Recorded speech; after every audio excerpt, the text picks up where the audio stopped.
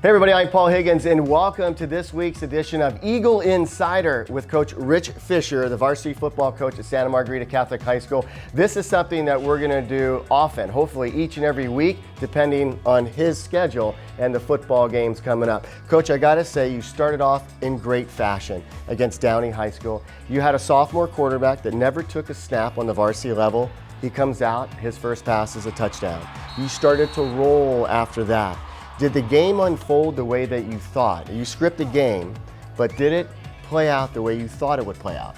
Well, if I knew we were going to score a touchdown on the first play, if we can do that every time, I'll definitely script it. But it was a good start for him. Obviously, a good start for our team. Anytime you can put points on the board really early. So I don't know that we thought we were going to score on the first play. We were hoping to, but defense did a good job of holding them and getting the turnover, and then obviously.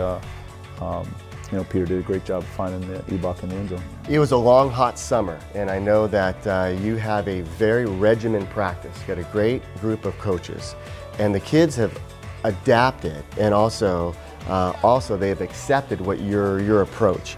3 years in, this is going to be your third year. Did you think this is where you would be your third year?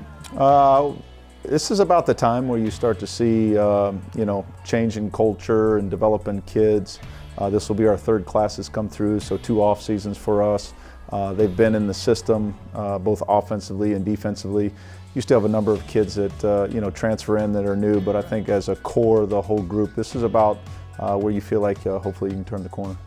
We had you wired for sound, so I appreciate you doing that. David Espinoza came up, put a microphone on you before the game, and you kept it on the entire game this time. I really appreciate that. Yeah, it didn't last long last time. No, but hopefully that's something we can do again and again if need be, and we'd love that. Because what I noticed about you, Coach, is that if you get angry with a kid, if you get uncomfortable, with something they did, you immediately correct them, maybe at a different tone, and then you flip a switch and say, hey, you having a good time? Is this fun or what?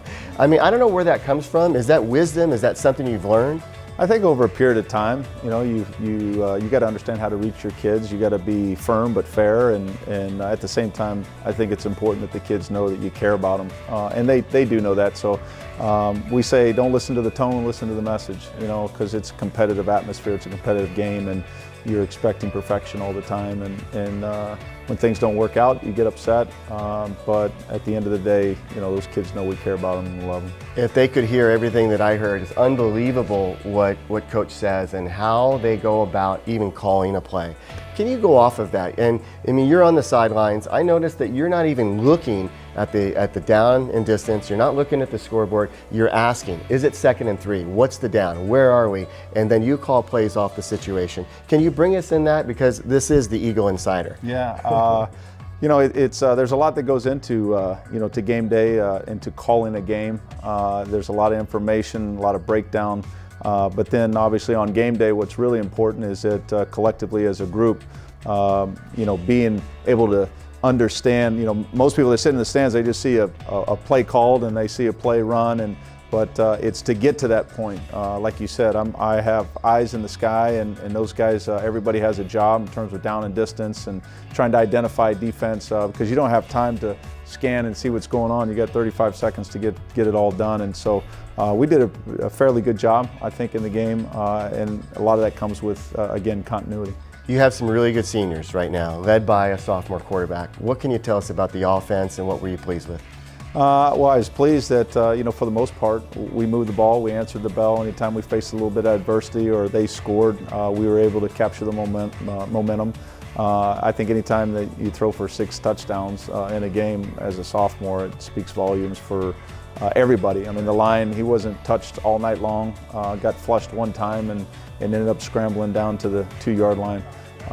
Hopefully next time he gets out of bounds, though, and not lowers his head and tries to run over the defender. But I was pretty pleased with just the whole overall operation. The cool thing is, we won the game, but there was a lot to improve and a lot to look at on Saturday to get corrected. I know you were talking about penalties. You called out some penalties. I believe you had.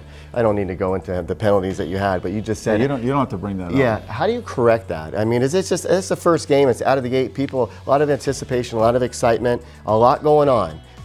Obviously, you said, hey, when we start stepping up our caliber of teams that we play against, we got to correct those problems. Right. And, you know, a lot of times there's so many new bodies that are out there playing, the nerves, the anticipation, the anxiety.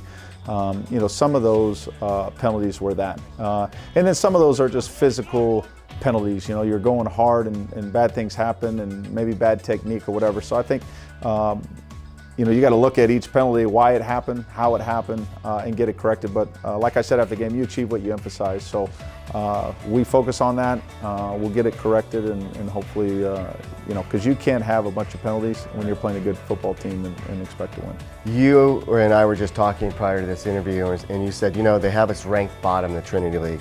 And that's okay. That, you know, I like being the underdog and surprising people. You will surprise people this year.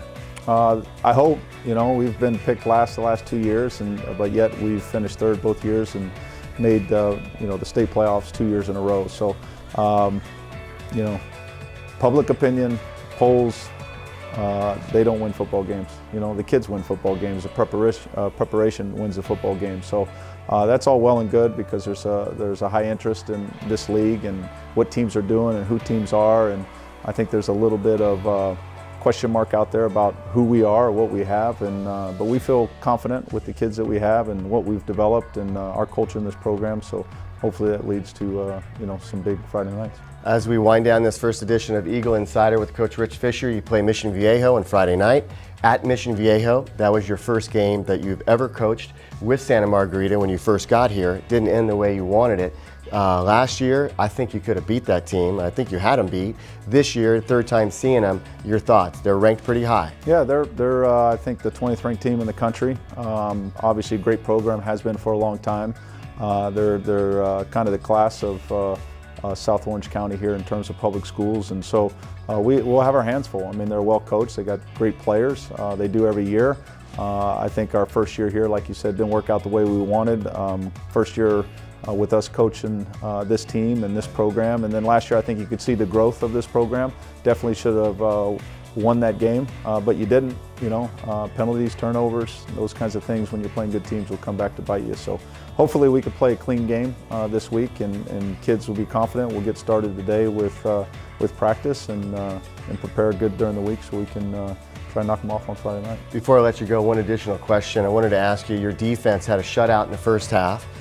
Downey had a couple touchdowns, 3 touchdowns in the second half or whatever, and they still played solid. I know you were substituting some kids in and out, but that defense was pretty solid. Yeah, they did a good job. You know, we have a first-year coordinator, Max Onyebule, coach, was our D-line coach, was with me at Nebraska, and we brought him here. He's done a fantastic job, but we have a good defensive staff.